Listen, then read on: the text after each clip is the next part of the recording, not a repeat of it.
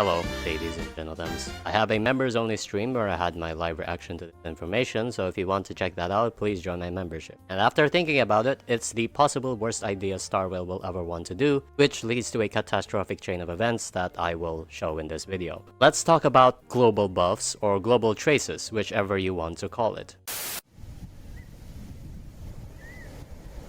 First, let's define the problem. What is a global buff? A global buff is what you get when pulling a character outright makes your account better. And no, I don't mean pulling a character like Ron May makes you more versatile or face scenarios much easier. I mean just owning a character itself, whether you use them or not, gives your account an inherent advantage. This is what we are facing on 3.2 with the current beta. While I'm not really a leak channel, I feel the need to point out that this is an incredible Pandora's box on our hands, and whether you're a fan of the character that has it or not, this should raise some concerns about the future of the game and why this Pandora's box needs to be left the hell alone. Let's get into all the arguments about the concept of global buffs as we know it. The first argument is that the global buff that we have right now is just a minor buff, and that's why we shouldn't freak out about it. The only global buff we know of in the beta is actually not that useful. For sustainless runs, sure, it's nice having one instance to invalidate RNG, but with how the passive works, it is pretty limited, and in concept would pretty much mean it's just a quality of life if you get unlucky once running a healer. You still would rather use a sustain in most of your runs, even if you have the global buff that we were expecting. The fact that this global buff is situational means that we shouldn't be expecting too much, or god forbid doomposting that it will affect much of the game's balancing, right? The thing is that if Hoyo can get away with an inch, they will try getting with a mile. They can't leave this feature alone, and sooner or later these things are actually gonna be useful to actually sell a character. Instead of what we have, imagine a support giving 10% damage on any team just by owning them. Okay, 10% is pretty low, it's whatever, but the next time they'll do 20% to have more reason to pull for them, and then 30%, and cascading into worse and worse buffs that stack with each other. That's the thing too. With just a bit of foresight, you realize that if these things stack, there's gonna be a lot of problems, especially between the divide of a new player and an older player. And while generally endgame requiring account depth is not a bad thing, this isn't good for HSR's model where they mask a lot of the game's issues with power creep for new meta players by making banner characters immediately crush current content and clear it. It's not just a customer problem. Hoyo is gonna hurt themselves by doing this by changing their strategy so abruptly. Either way, even if the buff right now is weak, they are opening a box that can't be closed anymore, and knowing hoyoverse's behavior, they will keep digging inside that box and progressively snowball into a balance changing mess. So let's not say this defense when we know if they can get away with something small, they'll definitely try something bigger, as illustrated by Topaz's technique evolving into the Herta's technique. The second argument in favor of global buffs is it's fine if everyone has it. If you're a fan of the leaked character that has the global buff and don't see a problem with this, maybe think about another character having it and try not to get disappointed about it. Okay, you aren't disappointed, and what if that exactly was the case? I said earlier before that this is Pandora's box. Well, for the sake of equality, global buffs wouldn't be awful if everyone had them, right? That is also a terrible idea. Like I said, how every Hoyo game does its new player experience is reliant on the fact that pulling on banner is enough to get you to clear and lure you in. In a few months, then you'll start to see issues, and the fallacy kicks in and you can't leave their meta. What global buffs where every character would achieve is kick vertical investment in the dirt completely, and needing you to pull characters that you will straight up never use just because endgame HP is standardized to wanting you to have 30 characters. What would be an even worse idea is locking global buffs to eidolons, in which case I think the CN community might actually commit a federal crime. This is just a dumb idea, especially with our current 4-star pool compared to 5 stars being so bleak.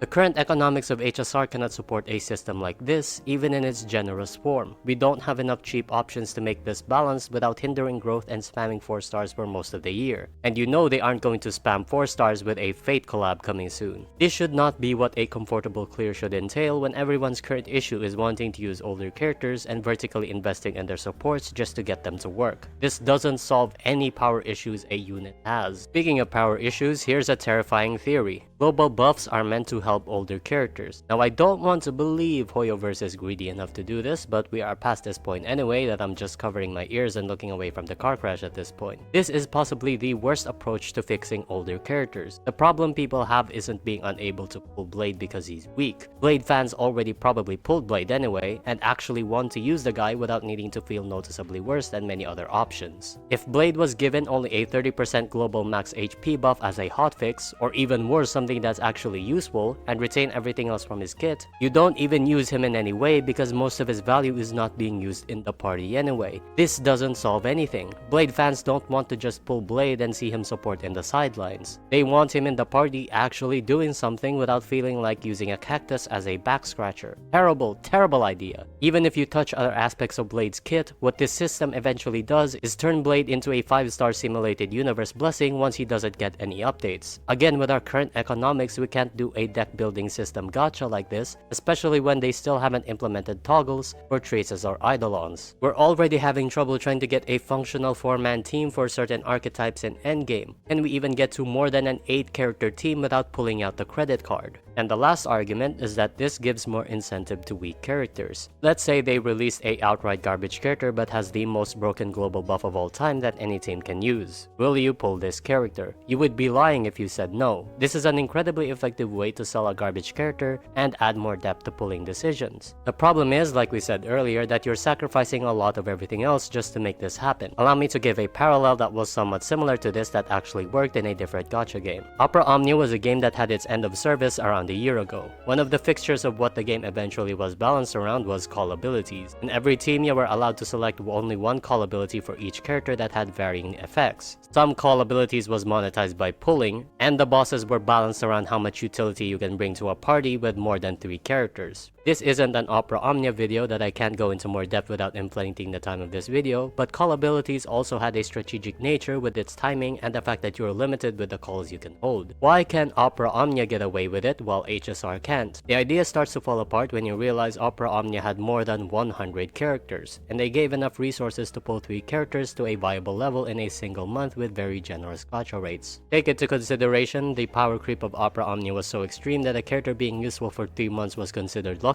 and you realize that HSR is a game that is not built for this system, especially when you consider that HSR's global buff concept in itself is much worse in tactical expression than call abilities in Opera Omnia. Again, I'm not blind to the fact that global buffs are meant to add more pulling decisions to characters, but our current economics compounded with other problems in the 4-star shortage, and the constant ceiling breaking makes this a terrible idea that makes the game worse than it already is. And I know for sure that at this point they won't revoke it because it's so mechanically important. Please, don't do this concept at all and focus on the problems we already have right now rather than adding more problems. But let's be optimistic about this, okay? Let's chill.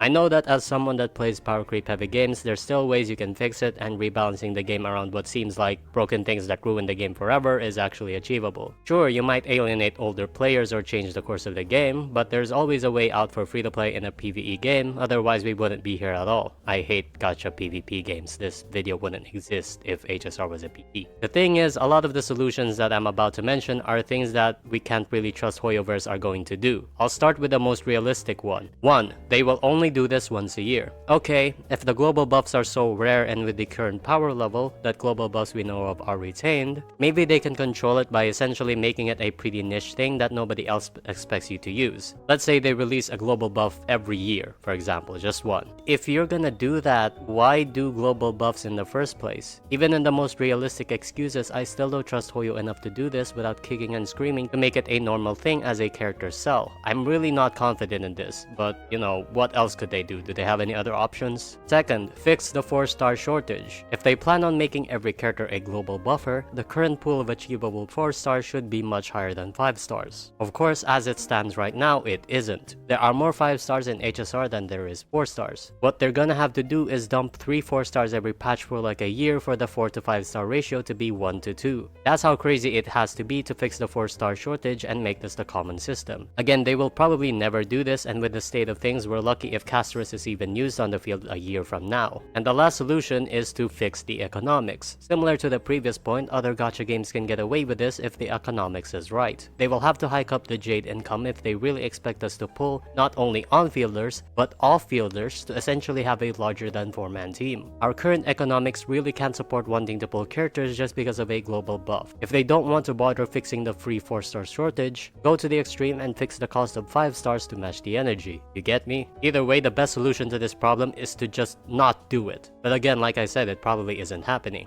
I know that a lot of this sounds like doom posting, but I'm more than confident most people will still be able to clear without casters or global buffs. This video is just to illustrate how dumb of an idea it is and sacrifices a lot of things while not solving our current issues. I don't know if beta testers' feedback will change this, but with how much they promise to address power creep, I think this move makes it more abundantly clear how much smoke and mirrors that is. Anyways, I hope you guys like this rant video. I'm sorry for the minimal amount of editing. This was all said in a fit of rage. I didn't really script much of it, so anyway, I hope they really don't do this, and I'll see you later. Bye bye. We're at 10,000 subscribers. Thank you. Bye bye.